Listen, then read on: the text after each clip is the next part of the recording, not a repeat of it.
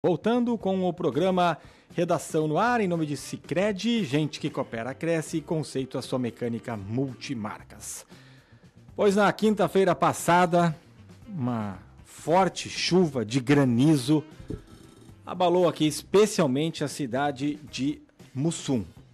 Encantado também acabou decretando situação de emergência, mas foi uma situação bem menos preocupante. Não teve um estrago tão grande quanto atingiu a cidade de Mussum, esse granizo que também decretou situação de emergência. E chama atenção pela proporção em relação à cidade, ao número de residências, de pessoas que acabaram sendo atingidas, as casas, os telhados, lonas que o município teve que começar a entregar ainda na noite de quinta-feira, na madrugada, porque as pessoas foram desesperadas procurar essa ajuda. E para trazer uma situação atual, convidamos o Matheus Trojan, prefeito de Mussum, para nos passar a situação de momento. A gente falou em quase 1.000 residências que foram danificadas. Vamos saber como é que estão esses números agora, se aumentou, se ainda tem gente procurando a prefeitura e o que já deu para fazer de lá para cá, se está dando para respirar um pouco mais tranquilamente, prefeito. Tudo bem? Obrigado por ter vindo aqui à Rádio Independente. Boa tarde. Boa tarde, Ricardo, Marcelo. Boa tarde. A todos os ouvintes aí do Grupo Independente. Primeiramente, agradecer a oportunidade aqui de falar um pouquinho, embora nessa ocasião vindo aqui um pouco triste, né? Um momento não muito bom no município de Mussum, mas que com certeza a gente tem energia, tem saúde e também tem que agradecer por não ter tido pessoas feridas nesse episódio, né? Foi um temporal de bens materiais danificados, destruídos, mas não de vidas tiradas. Então isso já é um grande motivo para agradecer. Primeiramente, uma correção foi na quarta-feira, dia 23. Na quarta-feira, isso, perfeito. Por volta das 18 horas. Então a gente teve esse triste episódio da chuva de granizo e a partir daquele momento até agora ainda estamos atuando nessas medidas emergenciais para conseguir amenizar os danos das pessoas. A primeira medida foi, então, essa questão de organização de lonas. Centralizamos todos os atendimentos lá no Parque de Máquinas, a garagem da Prefeitura, para conseguir receber as pessoas que vinham procurando. No decorrer dos dias, tratamos principalmente dos serviços públicos. O principal serviço público afetado foi a questão do abastecimento de água. Nós ficamos em alguns lugares da cidade em torno de 3 dias sem água ou com água com uma força reduzida por problemas de bombas, problemas de vazamentos, muitos encanamentos, muitas as goleiras, os cavaletes que se diz, né, para fazer a ligação da rede para a residência danificados, isso também gerava vazamentos. Então foi uma demanda muito grande em toda a cidade. E a equipe trabalhou direto no fim de semana, de manhã à noite, para conseguir colocar em dia essas situações. Também uma situação grave nas escolas. Todas as 5 escolas municipais e também a escola estadual com as estruturas de cobertura totalmente danificadas. Então a gente também teve uma corrida bem grande para pelo menos cobrir com lonas, para nessa última segunda-feira retornar com as aulas e evitar mais esse transtorno também para os pais. E claro que tudo isso agora está sendo levantado, a gente está já na fase de elaboração de projetos, trabalhando intensamente e quase que exclusivamente em cima disso, para tentar, através do governo do Estado e do governo federal, recursos e formas de amenizar os danos, os prejuízos e também auxiliar as pessoas que foram afetadas por conta desse temporal. Prefeito, eu estive lá na quinta-feira, nós conversamos em meio a toda aquela turbulência lá e aos poucos foi se tendo uma noção do que foi perdido, né? Uma atualização momentânea agora daquilo que foi perdido, o montante geral, eu digo financeiro para os cofres, né? De uma forma geral foi feito isso e também no interior, de uma forma mais pontual, também tiveram números muito importantes, né? A gente falando primeiramente do interior, então, perdas de produção estimadas, um cálculo que foi feito pela Emater, em torno de R$2 milhões, né, em perdas de produção, principalmente hortaliças, frutas, parreirais que tiveram perdas também, alguma coisa de grãos, chiqueiros e aviários, 6 chiqueiros prejudicados e 3 aviários danificados. E isso sem contar a estrutura de galpões e de casas. No interior foi estimado em torno de 370 galpões que foram danificados por essa chuva de granizo. Na cidade, nós conseguimos mensurar, receber informação de pouco mais de 900 residências. 900 residências. de todos os bairros e o centro da cidade. Por que a gente diz que a gente conseguiu mensurar?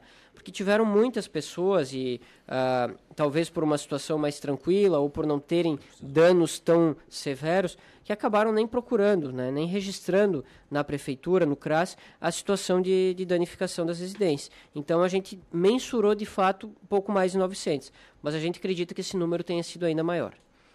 E essas 900 residências, seria telhado ou teria a residência que foi uma perda quase que total? Teve outros cômodos da casa também atingidos? Principalmente telhado, né? Telhado, forro ali. Era mais telha ou zinco?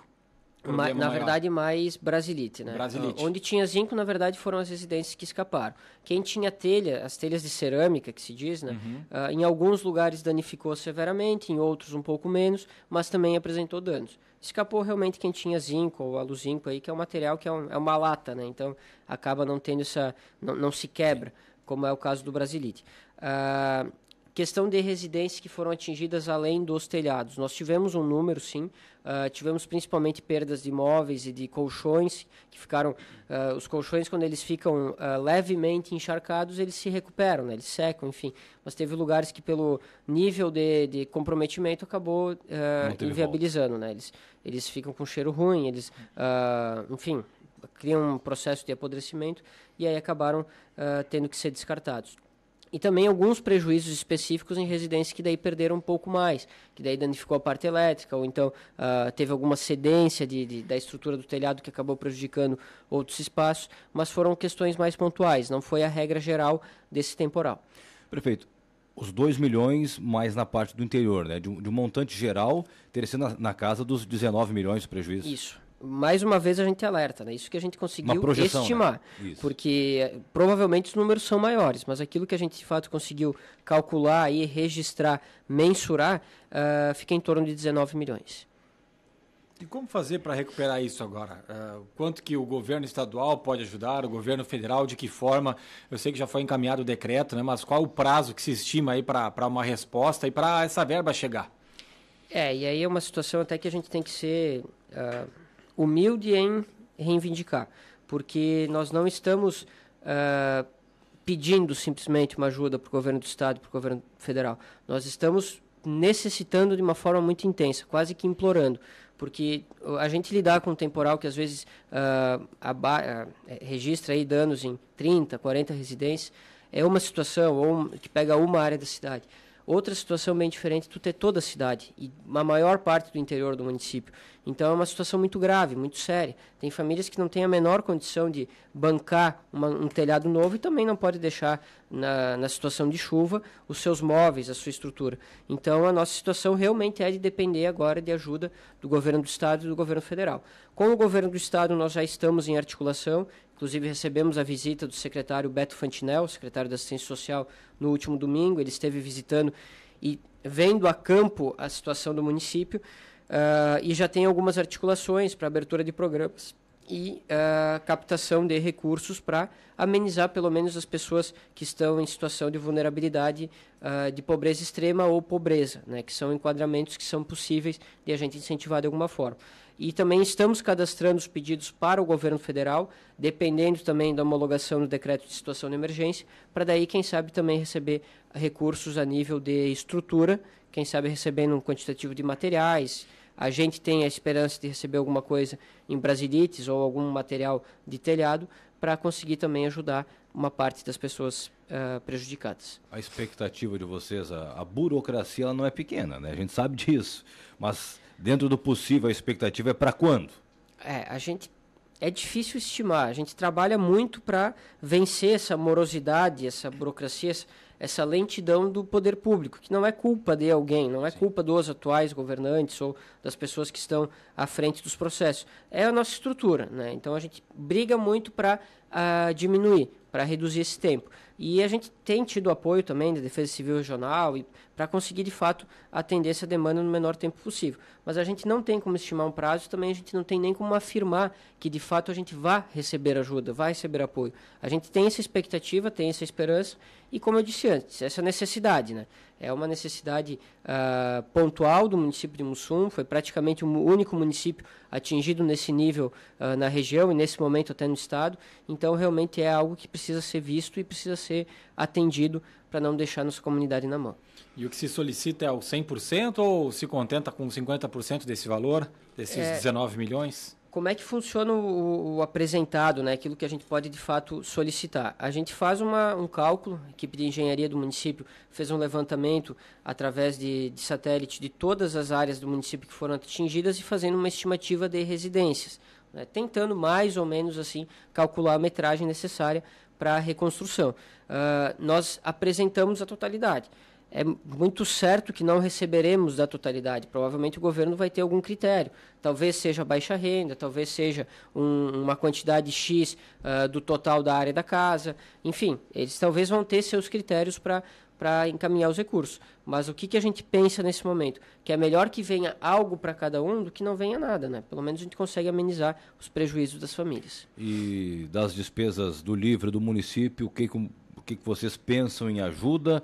Claro, dentro das possibilidades em lei que se pode ajudar, né? Na verdade, nesse momento a gente está tentando estimar aquilo que já está gasto, que já está realizado. Em lonas, já foi feito muita coisa desde o momento do temporal, né? Exatamente. Em lonas, na questão do abastecimento de água, foram muitas manutenções, foram bombas queimadas, são estruturas caras, complexas de se pagar.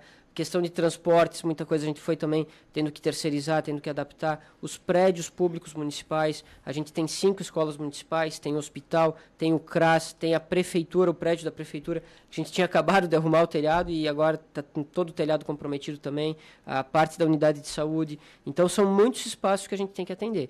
Fora outras questões de limpeza urbana, de outras, questão até de saúde, que teve alguns casos que as pessoas acabaram se ferindo ali no momento de subir em telhados e, enfim, tentar ajudar as outras pessoas. Isso também acabou gerando um custo elevado, porque é um momento de urgência, tu não tem como ficar escolhendo muito, né? Então isso acaba sobrecarregando o município também. E a questão também dos auxílios que nós teremos agora ao longo dos próximos meses, que também a gente ainda está mensurando. Nós estamos agora trabalhando para receber essa ajuda de fora, porque não temos condições de aportar grandes apoios com recursos próprios, e nós não temos como dizer assim, nós vamos ajudar 10% das famílias atingidas. Nós não podemos fazer isso. Então, nós precisamos desse apoio de fora para, de fato, conseguir focar os recursos do município em reconstruir a cidade e os espaços públicos também. Prefeito de Mussum, Matheus Trojan, foi praticamente toda a cidade atingida? Teve algum bairro que escapou? Não, bairro nenhum. Nós tivemos todos São os quantos bairros da lá? região central. Nós temos 5 bairros mais a região central do município. Então, todos eles foram atingidos. Cerca de 65% da população. Isso aí, cerca de 65% na nossa, naquilo que a gente mensurou, na nossa estimativa. Talvez tenham muitas pessoas que não tenham procurado, não tenham registrado, mas também tenham tido danos. No interior, teve algumas comunidades que escaparam ali, né? Teve meio que uma tira aí da cidade que conseguiu escapar. Mas no interior, isso a gente está falando de 4 comunidades e um total de 12 a 13 que nós temos ali. Então, também é uma minoria. Prefeito, o senhor falou antes que cerca de 900 residências, né? Tem o total de residências no município?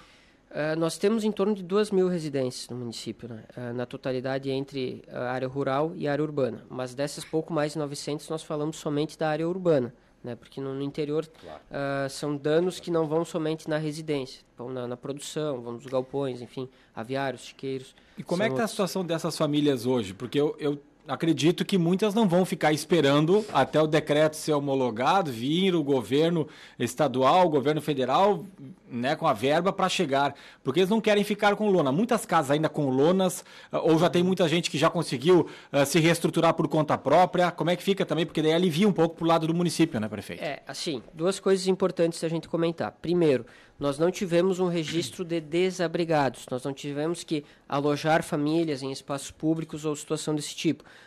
Os poucos casos dessa gravidade que tivemos, eles conseguiram se reestruturar nas próprias famílias, ou com vizinhos, com amigos, enfim. Então, isso também já livra uma grande demanda que existiria caso tivesse que abrigar pessoas em algum lugar. E o segundo ponto é que, de fato, as pessoas que financiam suas casas, elas precisam fazer o seguro. Então, isso também acaba conseguindo amenizar uma parte da demanda e fazer com que as pessoas já comecem a reconstruir os seus telhados, as suas casas. Temos uma outra parte também, que talvez por ser de classe média ou talvez classe média alta, conseguem fazer por conta seus investimentos, usar o dinheirinho que tinham guardado para isso, e outros também que estão fazendo uso de financiamentos, de empréstimos específicos para essa demanda. Então, de fato, a boa parte da população não está esperando. E a gente nem pode sugerir que esperem, porque daqui a pouco vão esperar aí por algumas semanas e não vão receber ajuda nenhuma.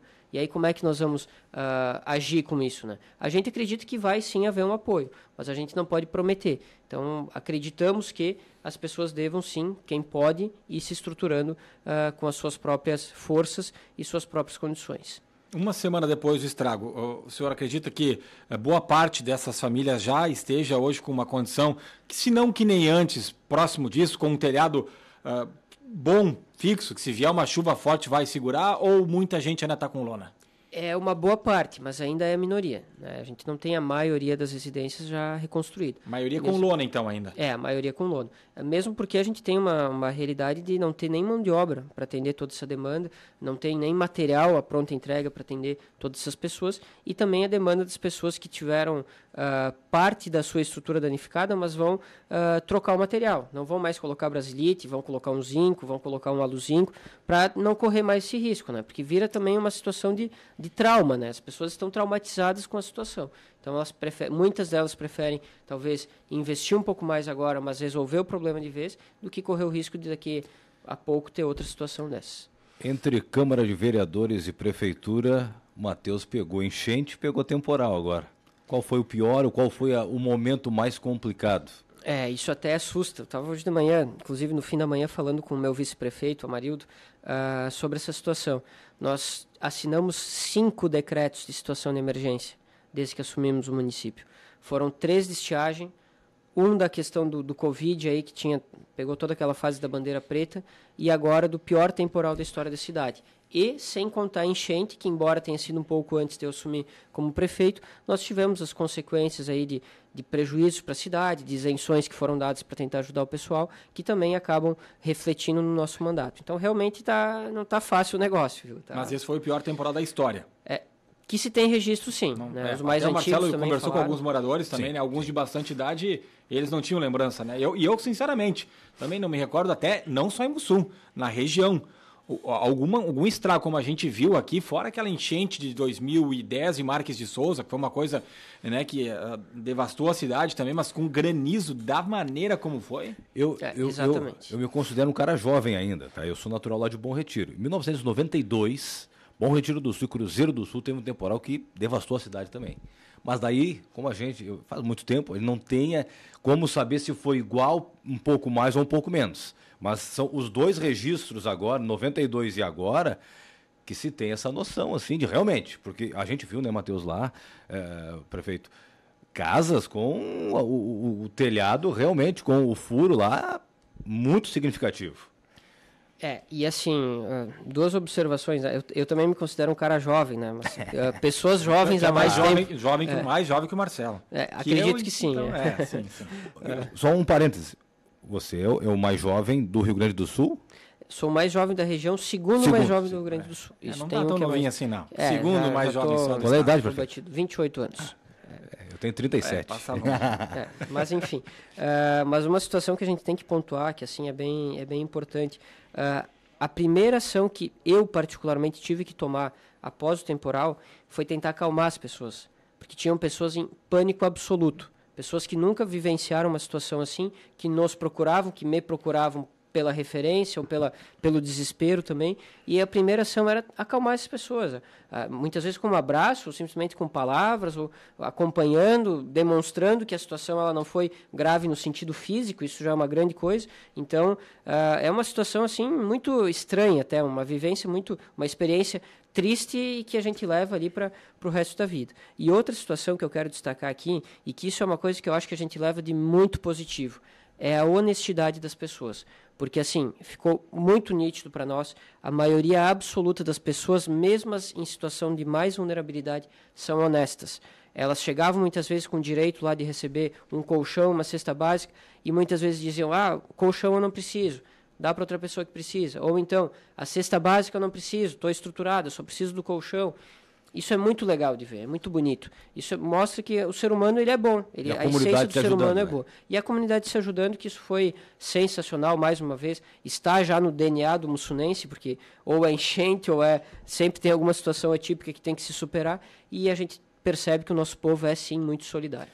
Tem que dar os parabéns ao prefeito Matheus, pelo aspecto que, nós ouvindo lá a comunidade, Ricardo, na quinta-feira que eu estive lá, é isso aí que o prefeito falou, né? Todo mundo se ajudou. Inclusive, teve a moça próxima à prefeitura, que tem uma agropecuária, que ela falou que tinha lona e o pessoal precisava, ela não anotou, não cobrou nada. Quanto precisa? Tantos metros. Corta e leva. Depois, se der, o pessoal volta e acerta. E a segunda coisa, praticamente todos que eu conversei elogiando o trabalho do prefeito e da administração. Inclusive, teve uma pessoa que se identificou como oposição ao prefeito, politicamente falando, que não é o caso agora, mas que rasgou elogios ao prefeito e à equipe, porque abraçou a comunidade no momento que ela mais precisou. Então, prefeito, agora publicamente, os parabéns também. E o prefeito falou no momento lá, não sei se vai lembrar, que a equipe estava reduzida, porque muitos funcionários também estavam passando pelo problema da casa destelhada, né? Exatamente. Obrigado. E até uma coisa que também nos marca muito, né? Quero aqui fazer um agradecimento a toda a equipe de trabalho, porque eles pegaram junto, realmente, sim. Não teve tempo ruim para ninguém, o pessoal abraçou a causa. Muitos, inclusive, deixaram as suas residências para depois, para ajudar a população, para ajudar a comunidade. Mas, de fato, sim, nós tivemos boa parte das equipes que não tinham como deixar para depois, né? Que a situação era caótica, realmente. Então, isso com a equipe reduzida, com o caos do jeito que estava, todo mundo abraçou a causa e fez o melhor que pôde. Então, o meu agradecimento aqui a toda a equipe, a todas as pessoas que tanto se dedicaram, tanto se doaram em prol do bem comum, né? Em prol da comunidade de Mussum. Que legal esses depoimentos, né? Primeiro do prefeito falando em honestidade. Imagina o desespero das pessoas e abrindo mão de uma cesta básica, ou abrindo mão de lona, ou de um colchão, sendo que daqui a pouco seria importante para ela, mas vendo que outros precisariam. Esse depoimento do Marcelo também, falando com a comerciante e com paixão, né?